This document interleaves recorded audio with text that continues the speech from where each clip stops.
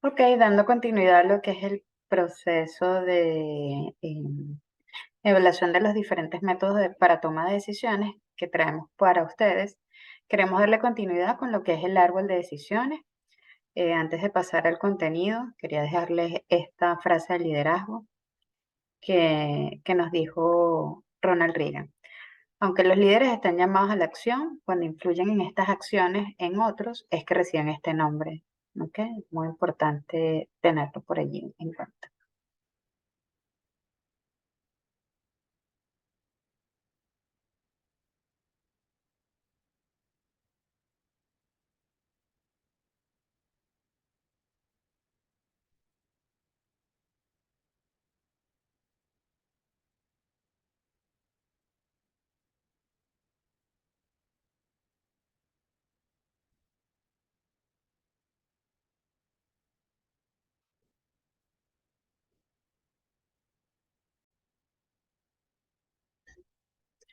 Ok, para efectos de lo que es el árbol de decisión, esto no es más que un mapa de posibles resultados a una serie de decisiones relacionadas o de posibles alternativas. Generalmente comienza desde un problema, una situación, un punto relativo a lo que se quisiera solventar y se va ramificando en diferentes posibilidades que pueden ser alternativas para luego ir tomando decisiones y concluir con un resultado.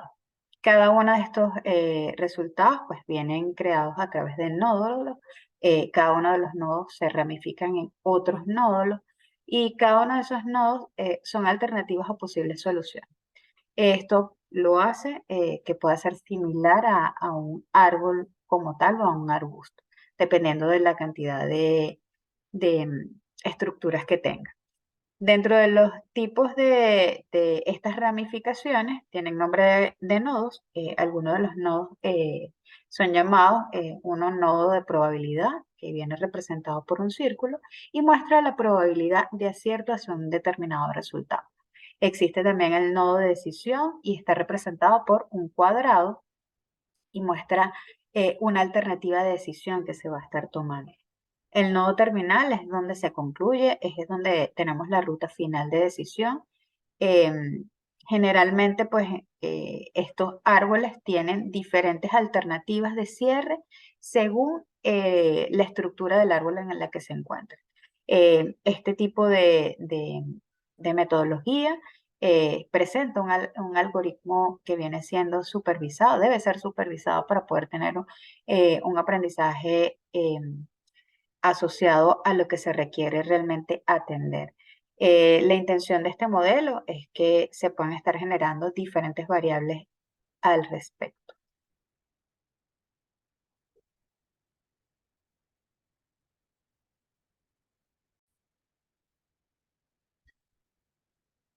Adicionalmente, pues hablarles un poco de lo que tiene que ver con el origen de esta metodología. Algunos de sus creadores lo aplicaron justamente como clasificación para la aplicación del aprendizaje automático.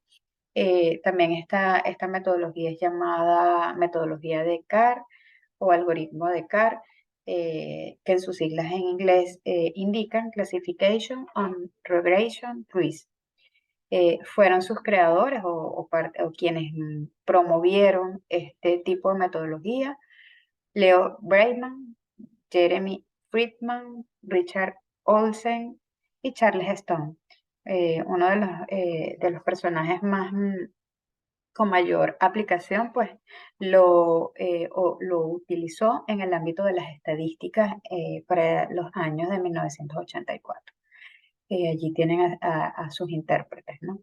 Algunos aspectos importantes de esta herramienta es que permite que un individuo o la organización pueda comparar ante posibles acciones.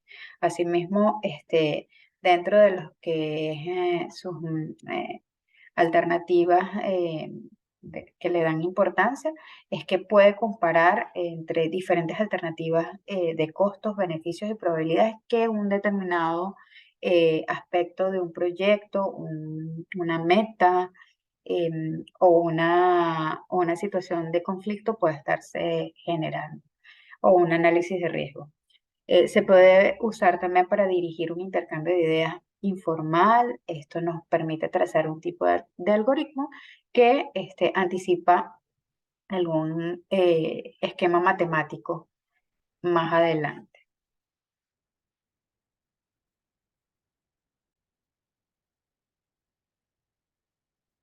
Algunas aplicaciones que tenemos muy frecuentes, podemos estarla viendo en lo que es el cálculo de utilidades o de lo que es el valor esperado de una determinada decisión, que nos puede entonces minimizar algún tipo de riesgo o maximizar la probabilidad de que el resultado deseado sea el obtenido. También puede ser utilizado como un modelo de probabilidad porque puede ser empleado para calcular la probabilidad de que un evento suceda, ¿ok?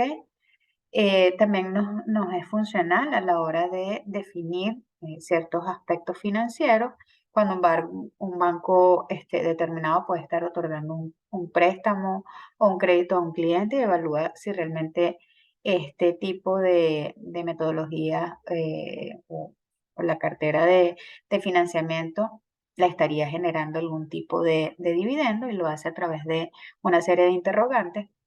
De igual manera, también permite, desde el punto de vista de definición de riesgo, la selección de un determinado punto crítico de control según la metodología de análisis de riesgo y puntos críticos de control, que en sus siglas en inglés están descritas como HACCP. Esto aplicado más a un proceso productivo como tal.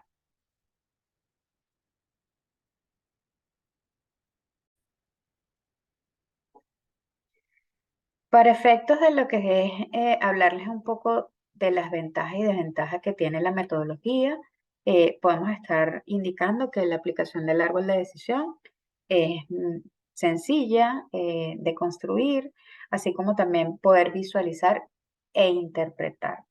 Puede ser útil con y sin datos fehacientes, es decir, podemos estar teniendo una serie de datos que no necesariamente están corroborados o se tienen a la mano. ¿Ok? Cualquier dato sin necesidad de tener una super preparación puede estar siendo evaluado.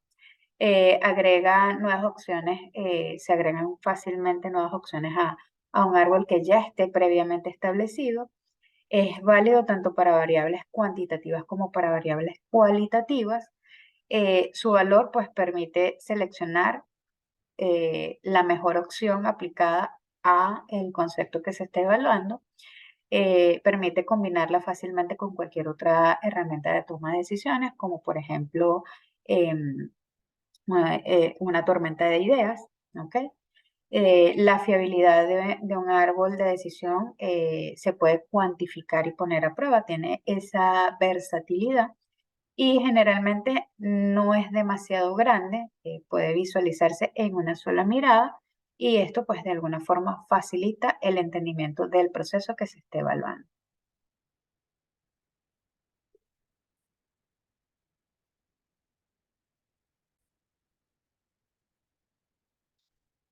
Desde el punto de vista de las desventajas, pues también, así como tenemos ventajas, también tenemos desventajas.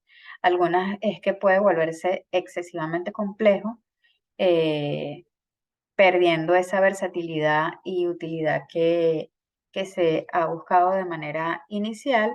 Cuando se presentan, por ejemplo, datos múltiples, la información puede inclinarse a favor de ciertos niveles de ejecución. Cuando los cálculos son complejos, se hace difícil poder direccionar de manera certera con la cantidad de resultados que puedan estar disponibles. Hay conceptos que no son de fácil aprendizaje o de fácil entendimiento, por lo cual expresarlo en un árbol de decisión puede ser un poco complicado. Son inestables ante pequeños cambios, es decir, si los datos de entrada no están claros, puede suponer alguna decisión no asertiva hacia lo que se está buscando aplicar. Y principalmente, pues estos árboles pueden ser sesgados si tenemos personas dominantes dentro del equipo armando o siendo parte del equipo implementador de esta metodología.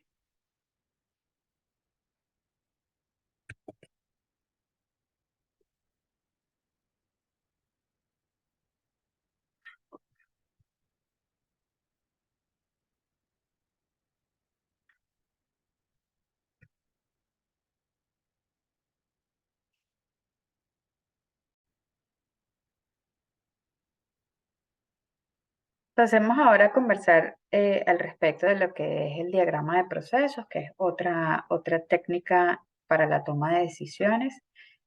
Acá mencionarles una frase de Andrew Carnegie que nos dice que el trabajo en equipo debe ser el motor de un buen liderazgo.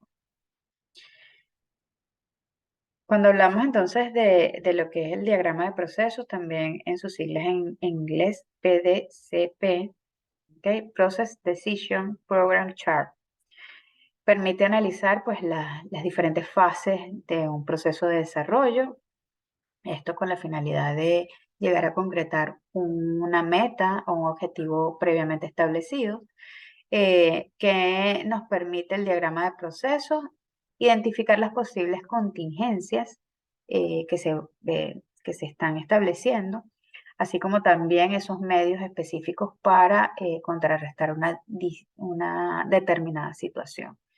El diagrama de proceso pues nos muestra un grado de complejidad para el alcance o conclusión de un determinado proyecto y sirve para darle sentido a un problema, es decir, encontrar una solución lógica. Sin importar el tipo de decisión, ya sea muy compleja o no, el diagrama de proceso nos ayuda a determinar cuál es ese camino por el cual debemos estar direccionándonos para la toma de decisión, y que ésta sea la más asertiva posible. Algunas consideraciones e importancia es que es una herramienta preventiva y proactiva, es decir, no necesariamente cuando hay una situación de riesgo o un evento debe ser aplicada, puede ser aplicada en todo momento, sobre todo en los sistemas de gestión que normalmente pues nos pueden estar dando herramientas para clasificar los diferentes procesos. Requiere de la identificación de las diferentes fases, esto para poder llegar a la conclusión de un proyecto.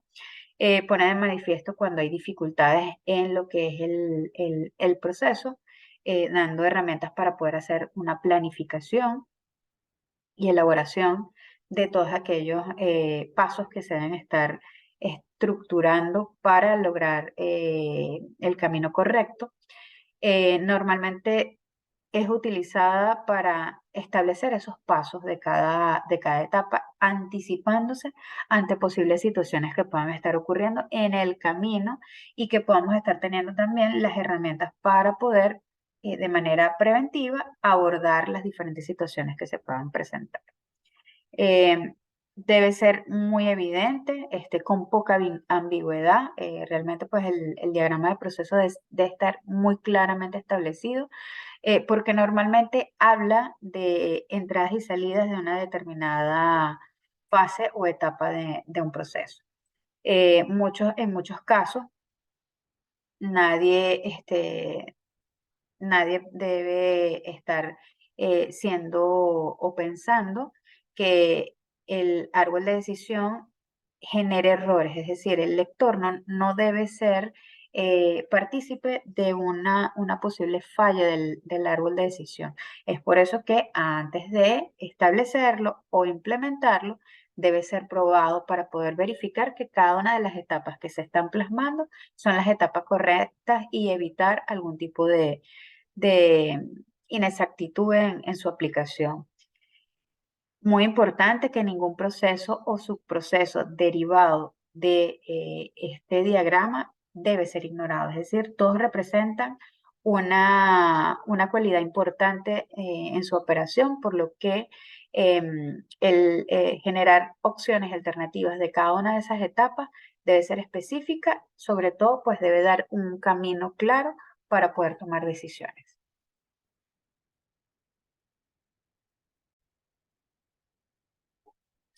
Ahora, hablando un poco de sus orígenes, el diagrama de procesos fue aplicado, implementado inicialmente por los ingenieros Frank y Lillian Gilbert, quienes presentaron esta herramienta por primera vez a la Sociedad Americana de Ingenieros Mecánicos, American Society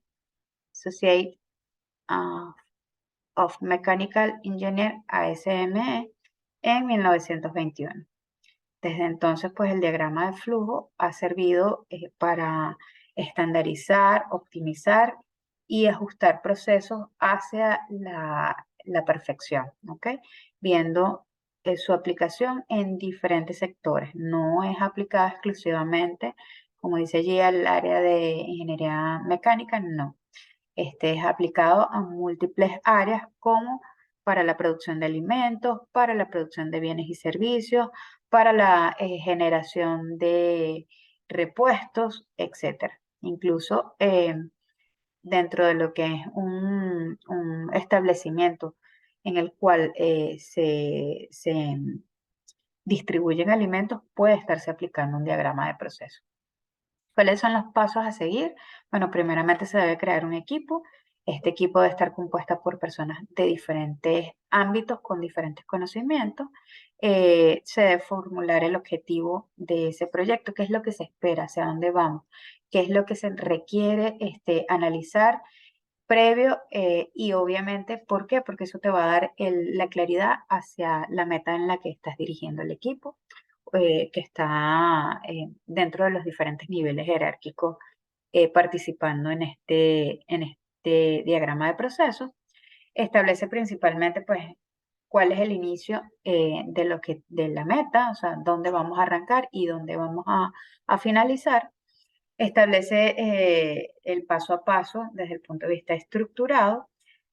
Muy importante que se generan preguntas como que qué tareas debemos completar en las diferentes etapas del proceso para poder alcanzar el objetivo. Debemos identificar los problemas potenciales. Cada una de las ramas que se derivan del diagrama de proceso debe tener un tema, un objetivo principal, un objetivo secundario, cuáles son las actividades que vamos a estar ejecutando. Y en cada una de las etapas se exploran diferentes niveles de dificultad. ¿Por qué? Porque pueden estar en el camino estableciéndose o surgiendo. También nos permite determinar y seleccionar algunas medidas de contingencia o medidas paliativas, depende del punto donde estemos dando respuesta.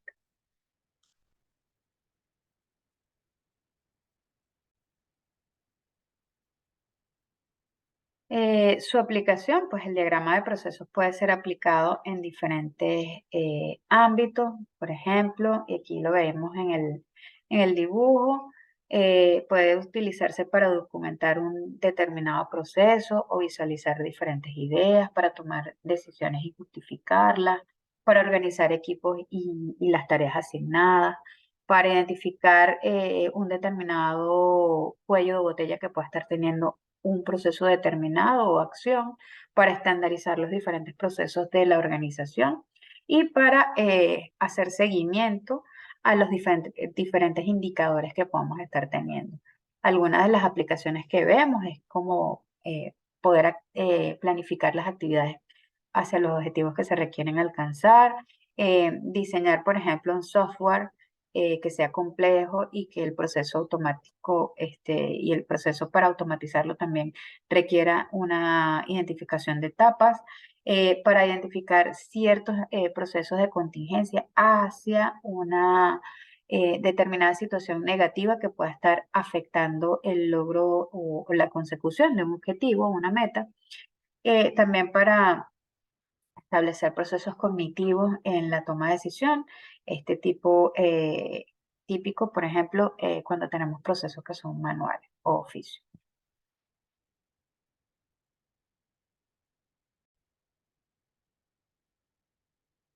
Algunas ventajas que podemos ver de esta metodología de análisis es que ayuda a entender la lógica de una programación, es decir, su aplicación permite desarrollar, afrontar situaciones, adaptarse a un proceso lógico programado que puede de alguna forma inicialmente haber estado un poco confuso. Ayuda a organizar las ideas, a comprender mejor cómo se distribuye de manera lógica la fuente de cada uno de los procesos que se derivan de una operación. Facilita, por ejemplo, la identificación de soluciones a distintos problemas que un solo proceso puede estar enfrentando. Esto permitiendo ser ágiles y eficaces a la hora de solventar una situación, eh, identificando también cuál es el problema y esas posibles alternativas en un paso a paso. También nos permite tener una comunicación efectiva. Generalmente, pues, cuando vemos un diagrama de procesos, también estamos acompañándolo de una especie de organigrama, porque nos dice quiénes son los responsables de cada una de las etapas y esto nos permite, obviamente, fluir en lo que es lo que es la comunicación y la transmisión de las ideas. Explicar procesos que de pronto no sean tan fáciles de comprender para un equipo de trabajo. También nos ayuda a depurar ciertos errores que pueden estarse estructurando durante ese proceso que estemos definiendo, permitiendo que podamos estar documentando los requisitos y los pasos de cada una de las etapas, haciéndolo más sencillo porque vamos a tener tareas bien documentadas y sencillas de visualizar.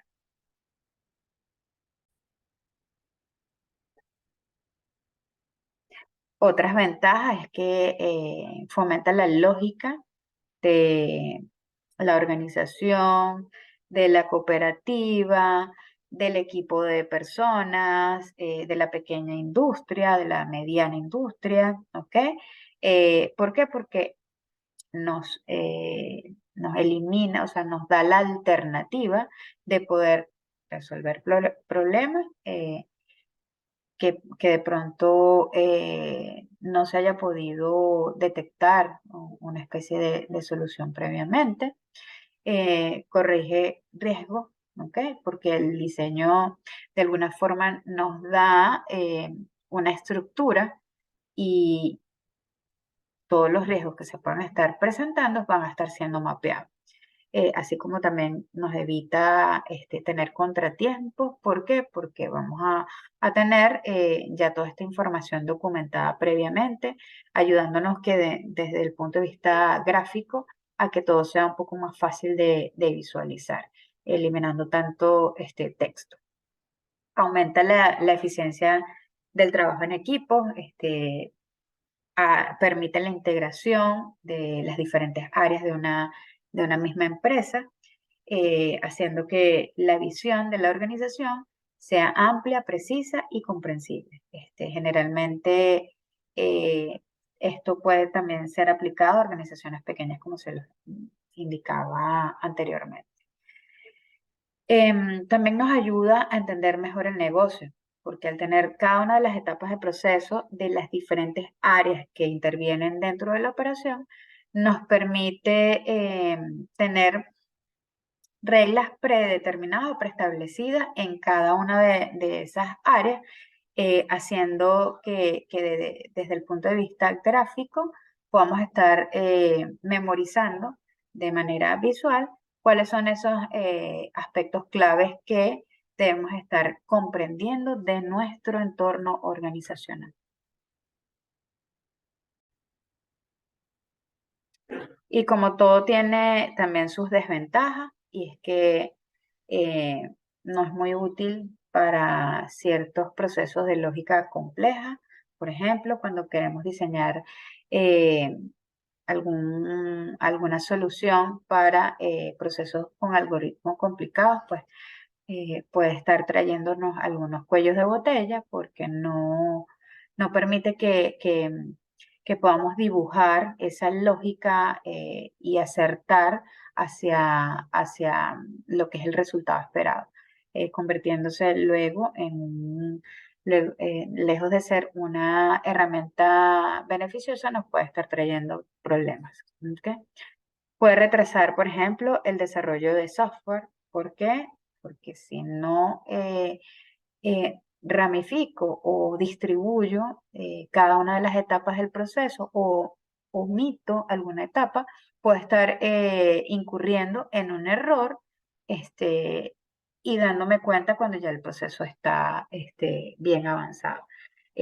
Generando también, si por el contrario está todo bien definido, el cumplimiento de cada una de esas etapas puede entonces también generar lentitud en la aplicación de la herramienta.